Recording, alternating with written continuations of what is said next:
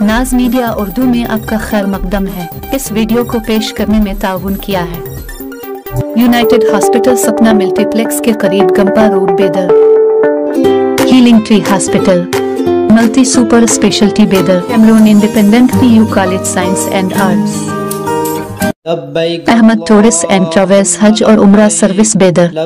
आपकी खिदमत हमारी नजर में किसी इबादत से कम नहीं। आपका एतमाद ही हमारी कामयाबी।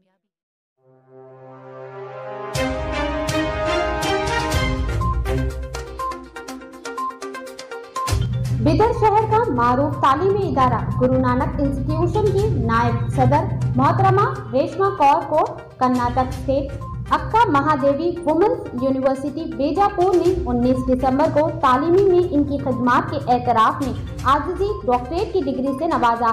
बीजापुर में मुनक़दा सालाना प्रोग्राम में चांसलर और कर्नाटक के गवर्नर ने मोहतरमा रेशमा कौर को आजिजी डॉक्टरेट की डिग्री से नवाजा। इस मौके पर वाइस चांसलर के अलावा कई माज़ीन मौजूद थे।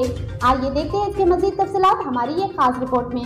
हर अहम और खास खबर के लिए हमारे न्यूज़ चैनल नाज मीडिया उर्दू को यूट्यूब पर सब्सक्राइब करें, फेसबुक पर लाइक करें, इंस्टाग्राम और ट्विटर पर फॉलो करें।